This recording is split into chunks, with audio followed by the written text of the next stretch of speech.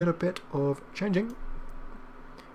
Hello, and for those of you just joining us in this new episode, welcome to a bit of FailCraft Friday fun. FailCraft Fun Friday, as this little overlay says. I'm Hammy from failcraft.org, and we are going to be, for the next 50 minutes or so, just jumping into a new game. So it's Friday, crack the beer open or the soft drink open if beer is not your thing, or alcohol is not your thing for whatever particular reason. That is absolutely fine. It's a family show and all that jazz.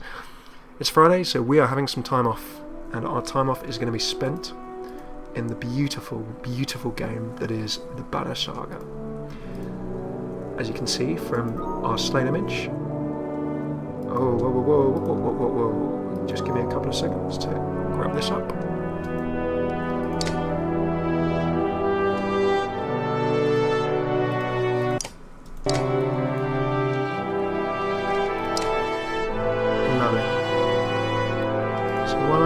Grabbing up the Banner Saga. There we are. Okie-dokie. And we are in, and we are going. And forgive me, it's the first time I've actually loaded this up back to our cover screen. So as you can see from the lovely bit of cover right here, the Banner Saga is a beautiful, beautiful looking game. We'll go into a bit about what the gameplay is about in a second.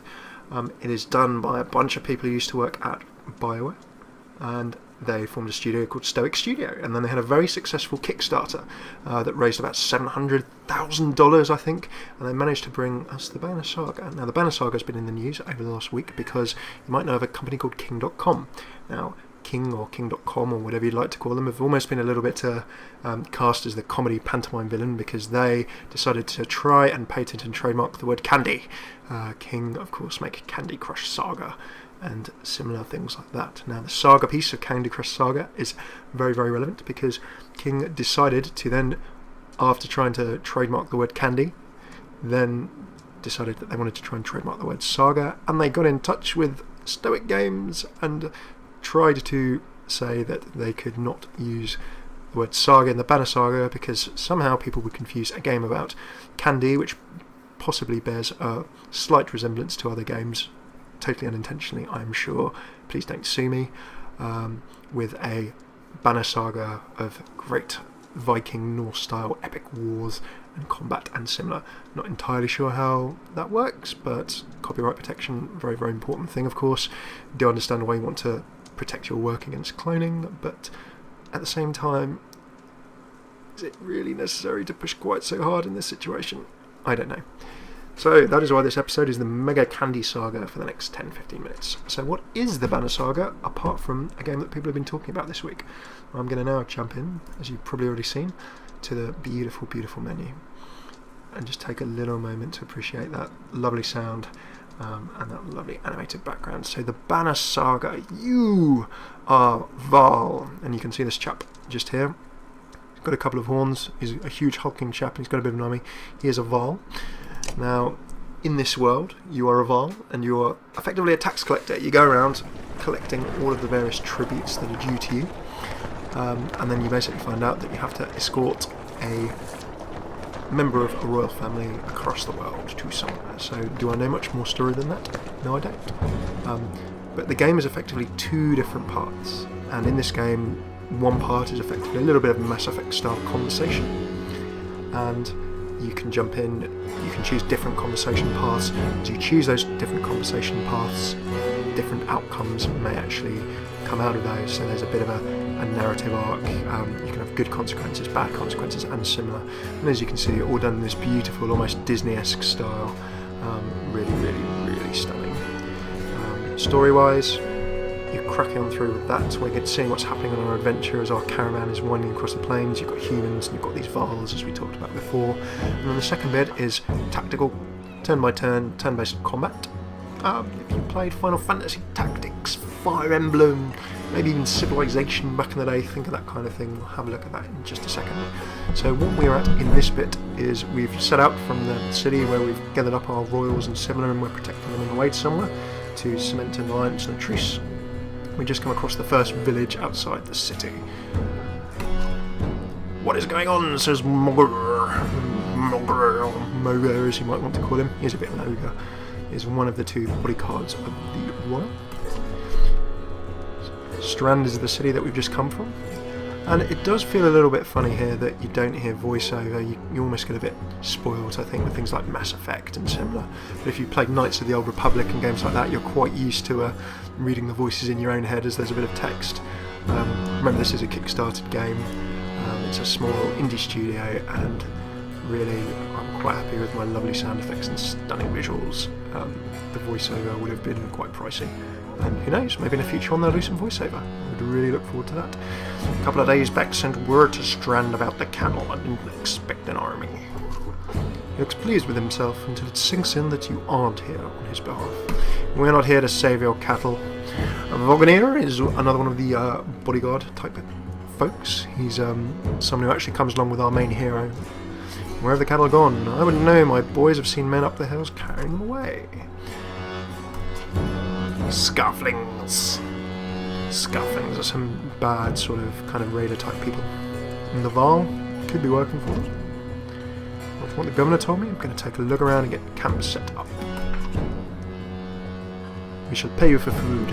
A part of the Banner Saga is that you kind of have to be very careful balancing your economy. You earn, as you win battles, you earn currency, and the currency is effectively called renown. Now that renown can be used for several things. It can be used to buy supplies to keep your troops alive and your convoy alive, or it can actually be used to upgrade your units, and then also buy weapons and similar. So you've effectively got one currency for absolutely everything. Now if you upgrade your units too much, your convoy might starve and similar things like that, so it's just a very careful balancing there. Hence the reference to the silver for any food. Hundreds of val, are you serious? Whatever you're willing to sell. We're not squatting. Ludin is the royalty that we're protecting. Hakon is another bodyguard. It's faint, sounds like fighting and something else. Hakon takes off at a run. And with our incredibly loud sound effects there, as you can hear, the fact that Hakon is setting off at a run is not good. And then, as you can see, we're now in the sort of other half of the game, which is the combat style section. Now, having a look at the combat, what you can see is you've instantly got your tile grid, and you've got a beautiful looking hand-drawn, sort of cel-shaded look. Reminds sort of hints of Disney, hints of Borderlands. Real nice animation. This is effectively mission, I think it's mission 2, combat-wise. So, in the first mission, we were, without massively giving the story away, we were in a city helping put down effectively some bandits that had come into the city, and I won't give away any more than that. Suffice to say, sadly the people who perish in your tutorial, unsurprisingly, are not massive focal parts of the story. So telling you that some bandits die is not really giving it away. Combat is effectively a couple of phases. You've got a movement phase and a combat phase. You can wait, and we'll show you a couple of mechanics as we go. So as you can see, we're still in tutorial mode, and we are moving to waypoints, just taking a couple of clicks. So you effectively click where you want to move and you confirm your move. There's always a confirm little tick piece of UI before you do anything else. Spearman can attack diagonally. Now this is a new unit type we've been introduced to. We had what's effectively a tank and an axeman, and we've now got spearmen as well. Press tab or click top right banner to compare your stats with the enemies. I shall click my top right banner. We can see that this guy's a lot tougher than me. Now click the enemy to target. Okay, I'll click him. Armour box attacks on strength. For each point that an enemy's armour is higher than your strength, we can see he's got 15 armour. 5 points more. There's a 10% chance the attack will be deflected. So I'm only 50% likely to do anything to him. So I'm going to try. It's actually forcing me to attack him. Not let me try and bust his armour. Now what these stars you see above, they're a value called willpower. So you have a certain amount of willpower per battle, and if you just have a look at the stats here, armour self-explanatory, strength self-explanatory, that's kind of your attack and your health. Willpower we'll explain in a second. Exertion, armour break, ability rank, we'll also go through that a little bit. So willpower, you have a certain amount when you start the battle. Now you can spend that willpower to try and do more damage. It's not actually letting me do so at this point because it's sort of illustrating the fact that my attack is probably going to get deflected. if I spend 2 points, my willpower will go down 2 points, and I can potentially do extra damage or break extra armour, but then I don't recover that willpower unless I either rest my character or do something else. So I'm going to do what the tutorial asks.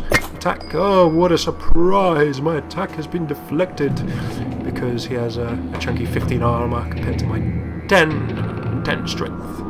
So 1 point more, 5 points more.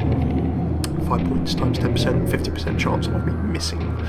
So you want to kill armour as much as you want to kill strength, as effectively this is saying. Okay. And as part of the tutorial, never fear, I have a feeling that this guy will probably be resurrected to us, and you can see my little army rocking on in. So there are sort of turn-based, we can move, we can attack. There are options, of course, to go for more conservative styles of play. You can see that this character, first I've got the move, but if I right click on my character, I can be moving. I can use every class or character has a particular ability that I can cast. You can just do a straightforward attack and rest, as you can see with that little star, recover your willpower. And this guy will do a bit of damage, and he's an armour breaker, but I don't actually want him right at the front. For that, the reason for that is because he is a little bit fragile. I would much rather have, unsurprisingly, the guy with the shield up front. Now what you can see just down at the bottom here is effectively the turn order, and you can see that alternates between our different people. So Mogr, my pal Mogr is up front. I'm going to put him up front, make sure he's adjacent, because there are armour bonuses and similar if you're adjacent, which is always good. We shall let them move, and as you can see we've got the probably quite familiar turn-based style of combat here, much like tactics and similar. Oh, what a big, heavy blow. He's taken half of this guy's health off in one go. That is not good. So, we've got an option to attack now. I'm right in range, I can attack. We can have a look at his special ability. Heavy impact. Enemies adjacent, so for a lot of enemies in a row, they'll take additional strength damage, and it will do 100% chance to hit, 1 strength and 1 break to the target, and 1 break to heavy impact. I can go for a normal attack. So if I was to attack normally, you see I've got a 90% chance of doing just that 1 damage there. I could buff that up with a bit of willpower, or I could do an armour break. Now this guy is very strong, so I'm going to do a 2 willpower armour break. You can see that my willpower went down 2 there, but I got quite a lot of armour off him. The other guy's just moved in. Now because my tank is so solid, I'm going to jump in, I'm going to use Bring the Pain. Now you can see that Bring the Pain is an ability. Breaks the damage and does 1 additional buff to return the favour. So what it does is it does a little bit of extra on the attack to this guy, and then if anyone attacks this unit, because he's got a shield, he almost sort of does more damage back. So I quite like the thought of that. I'm going to whack him with my ability, buff up 2. Now attacking from behind, kind of like the World of Warcraft rogue mechanic and similar, does do a bit of additional damage unless you're a tank like this guy, and I've sort of protected myself a little bit. So I'm going to proceed forthwith with continuing to break his armour, and I really hope that he doesn't. Oh, he's bitten me!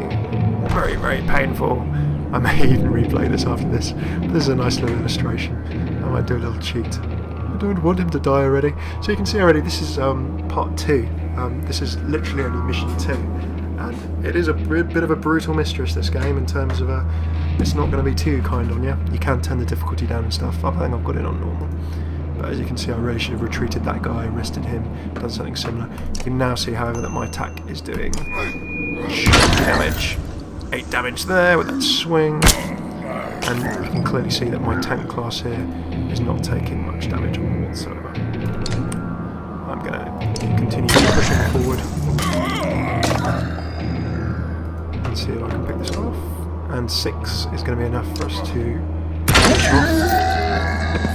Whenever an enemy falls in battle, 1 willpower star is added to your horn, and I can spend that to give a bit of additional willpower to buff up the active ally. So I managed to take 1 down, however at the cost of one of my fair troops, and you can see that my tank at this moment in time is really holding his own. Doing some nice damage as well. Only 1 damage a turn he's taking. So I can swing my next guy around with 1 move. Let's get some damage on him. You can see that now he's doing 10. It's slightly weaker going. And then we go into pillage mode. You can see I've gained a renown, which is effectively the currency. Now when there's only one enemy left on the field, you go to pillage mode. What pillage basically means is that you take consecutive turns. So it's sort of almost like a Mortal Kombat style ship. And swing around, and without further ado, 10 damage. Crazy damage. And additional renown, and the day is ours. The foe's lying dead at my feet. Hakon is ready for promotion as well. 5 renown at the end of that as well. That goes into my renown pool. Alas, however, Ludin's bravery, as we can see, has caused us some serious pain. What are you doing, Ludin? I was trying to find trying to get a shot in between the plates. You young foolish royal. You've never seen a dredge before, boy, and the dredge are kind of the bad creatures in this world that got banished several years ago. Break their armour first. Reinforcing the lesson you've learned in the tutorial. Thank you very much, Hakon. Where did they come from? Ubin is sort of our hero. Ubin is effectively you. He's a bit of a lore master. He's a bit of a historian. He's also a well-known sort of Jarl warrior. And to top everything off, he's a tax collector into the bargain. But he's fairly handy with a shield, as we've just seen. We didn't even see them, they were just there. Hakon goes to where Vonir lies face down. The future vile king lies motionless, apart from a spreading pool of blood. And as the sad music plays, and due to myself, FailCraft Hanley's ineptitude at retreating his troop, Vognir is dead. And then we jump into chapter 2. So that is the Banner Saga. And as you can see, it's something a little bit different. No doubt you agree, an absolutely beautiful looking game. Really love the look of it, feel of it visually. The combat wise, I need to get into it a little bit more. You can see you've got that basic turn-based element, some strategy as well. I've no doubt it's going to get a lot harder. You can see that already in the second mission on normal difficulty, you can't just face roll your way through it. You need to be keeping an eye. Retreating your troops appropriately as well.